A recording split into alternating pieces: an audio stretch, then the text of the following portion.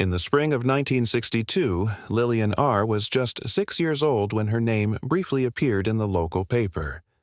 A grainy photograph showed a solemn girl in a gingham dress, hair neatly combed, gaze too steady for her age. She had vanished from a quiet neighborhood in upstate New York, sometime between late afternoon and sunset. Her disappearance was not national news. No helicopters scoured the woods. No headlines screamed her name.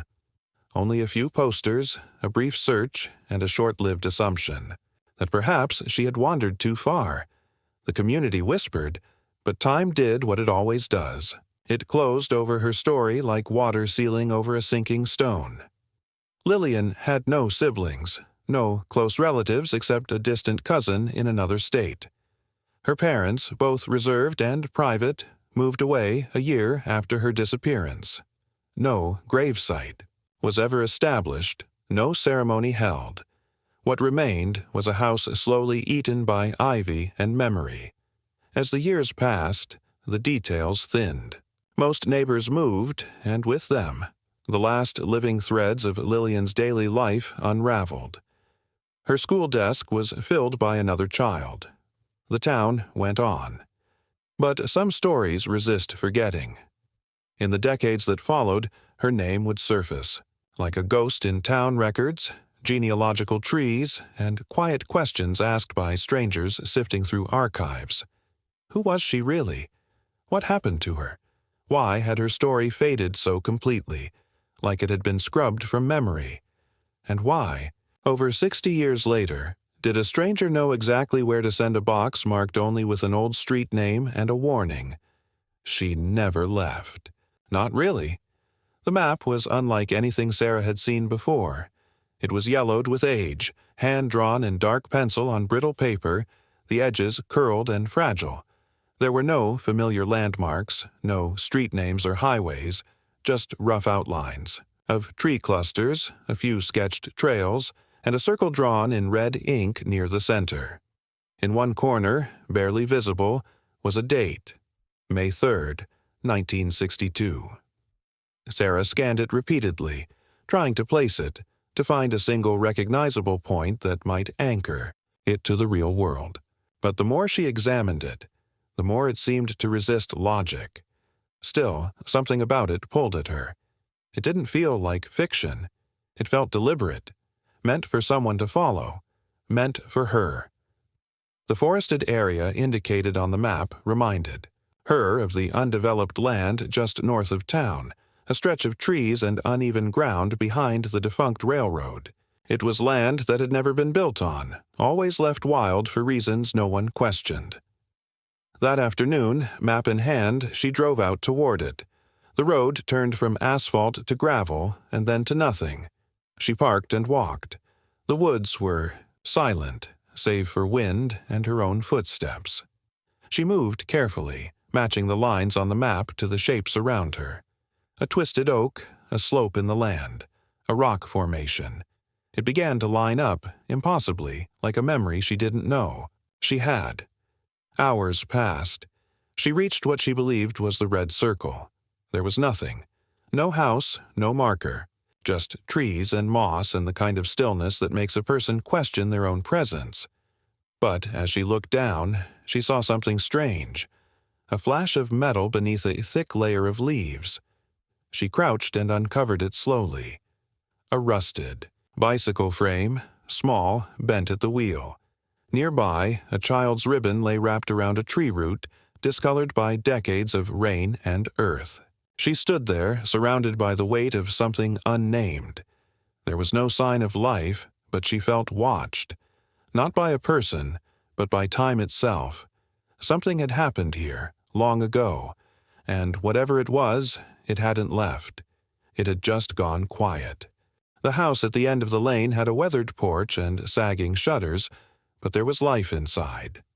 Sarah had driven past it many times without noticing. Now, with the map in her bag and questions pressing in on her chest, she found herself drawn to the place. An old name had surfaced in her search: Kent. Mrs. Madeline Kent had lived in the area since the late 1950s, one of the few who never moved, never sold, never left. The neighbors called her private, odd, sometimes sharp, but Sarah didn't care. About rumors, she cared about what the woman might remember. The house smelled faintly of lavender and thyme. Photographs lined the walls, faces from another century frozen in black and white. Mrs. Kent moved slowly but with purpose. Her eyes were alert, measuring. When Sarah mentioned the girl's name, the atmosphere shifted. It was barely perceptible, a tightening in the air, the way a room feels just before a storm. The name Lillian hadn't been spoken aloud in years, maybe decades, and yet it still held weight, still pulled at threads that had long been buried. Mrs. Kent didn't offer stories. She offered fragments. Neighbors whispered things, she said. There were rumors about Lillian's parents. Quiet people. Too quiet. Not cruel, just detached. The girl had often played alone, wandered the street barefoot even when the weather turned. And one day, she was gone. The police came. There were flyers, but no real search, not like today. It was like everyone agreed not to ask too many questions. It was easier to let the silence settle. When Sarah pressed, Mrs. Kent stared out the window for a long time. She mentioned something odd, an old car parked at the edge of the woods, not long before the girl vanished. She had seen a man watching the neighborhood more than once. Not a local, he never approached anyone. But when Lillian disappeared, so did the car. Mrs. Kent had told the police. They had written it down and never followed up. Sarah wanted to know more. Why didn't they care? Why didn't anyone push harder? But the answers weren't coming. Only fragments, half-sentences, and a look in the old woman's eyes that said the past was still alive somewhere, waiting. As Sarah left the house, the sun was beginning to dip. The road seemed longer now, the trees darker, and in the rearview mirror, she thought she saw the curtain shift in the front window. Watching, or remembering. The bracelet had been there from the beginning, lying in the bottom of the box beneath the map, wrapped in a handkerchief that had yellowed with age. Sarah hadn't looked at it closely at first. The engraving Lillian seemed straightforward, like a label, an identifier of a child who once existed and vanished. But in the days following her visit to Mrs. Kent, she began to wonder if the bracelet held more than just a name. Under a brighter light, she noticed it wasn't quite the delicate piece she thought it was. The clasp was newer than the chain. The metal near the engraving showed signs of polishing. Something about it felt altered. She took it to a local jeweler who specialized in vintage pieces. The man examined it under a magnifying lens for a long time, frowning. When he spoke, it was with quiet certainty. The bracelet had been engraved twice. The original lettering had been partially buffed out and replaced. Underneath Lillian were faint traces of different initials, M.L. It was hard to see, but it was there. Someone had tried to erase an identity and overwrite it with another. Sarah left the shop with the bracelet wrapped in a new cloth, her thoughts moving faster than her steps. Who was M.L.? Was it a family member? Another child? Or had the bracelet never belonged to Lillian at all? She searched archived local records, narrowing down names, and eventually found a newspaper clipping from July 1962. It was barely a few lines, tucked into the back of a small-town publication. A child named Margaret Litton had gone missing just 3 months after Lillian. Same region, same general age. But unlike Lillian, Margaret's case had no public trail. No flyers, no articles. It was as if it had been forgotten before it began. Sarah cross-referenced both families and found nothing. No shared address, no school overlap. But something about the timing was too close, too intentional. She wondered whether the bracelet had been passed from one girl to another, whether it had been taken as a token, or a warning. The idea sat in her chest like a weight. She tried reaching out to descendants of the Litton family, but many had moved, changed names, or were simply unreachable. The trail thinned. The only thing that remained was the object itself, silent, altered and heavy with implication. Sarah stared at it under the lamplight that night, not as a piece of jewelry but as evidence. Something had been covered, and someone, decades later, wanted it to be found. Sarah hadn't planned to check the security footage.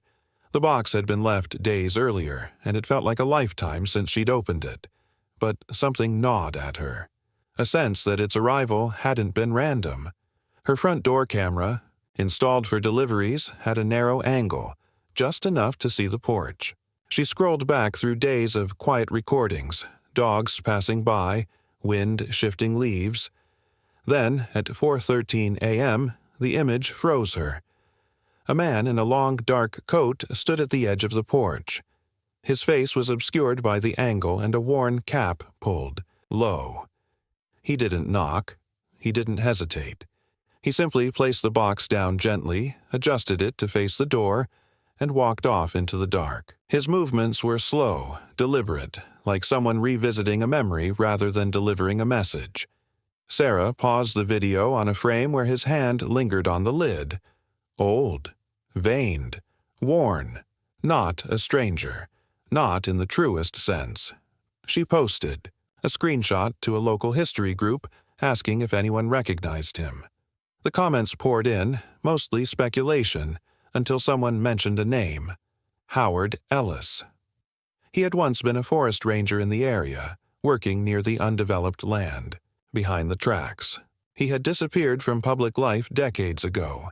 Rumors swirled about him in the 70s that he'd suffered a breakdown after a child went missing near the woods.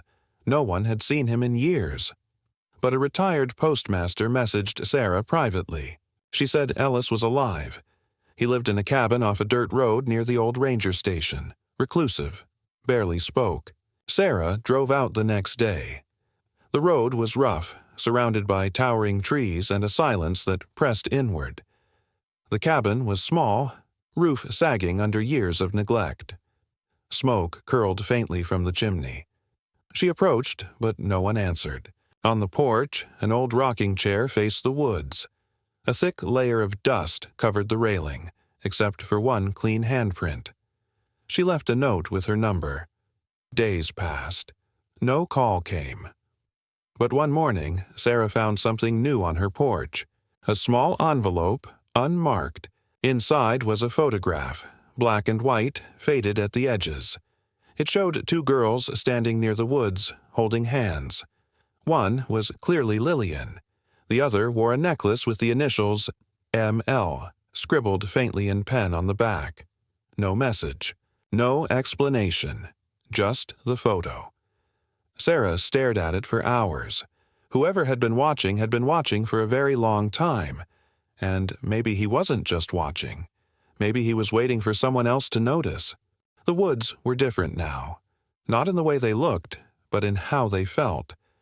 Sarah had returned to them before, but this time was different.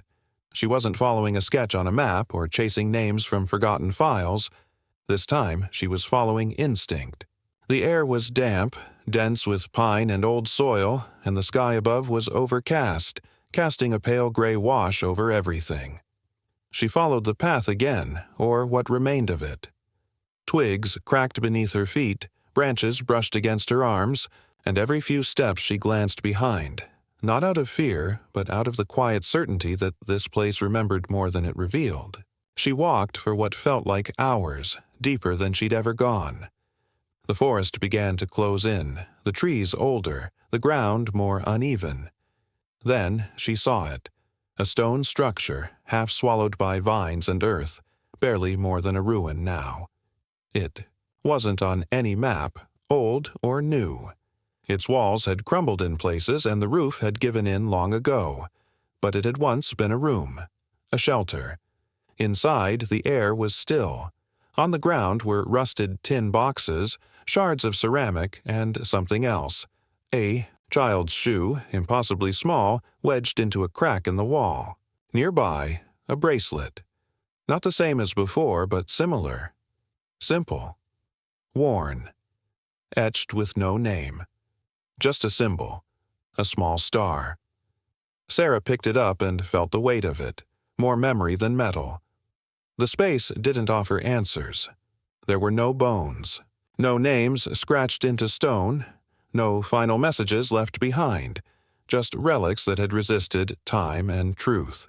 As she stood there, something else came into view, the faint remains of a trail leading beyond the structure. She followed it slowly, careful not to disturb what had been untouched for so long. At the end was a clearing with nothing but silence, and a single wooden post, its top splintered and its sides scarred. A place where something ended, or began. She didn't stay long. The air had shifted again, cooler now, watching, listening. She walked back in silence, the forest never loud, but never quiet either. Back home, she placed the bracelet next to the first, side by side, like echoes. She never heard from Howard Ellis again. The cabin stood locked, the chimney cold. The photo remained unanswered. But sometimes, on quiet mornings, she'd stare into the trees and feel the pull of unfinished stories. The truth hadn't vanished. It was still there, just beneath the moss, folded into the pines waiting for someone else to find it.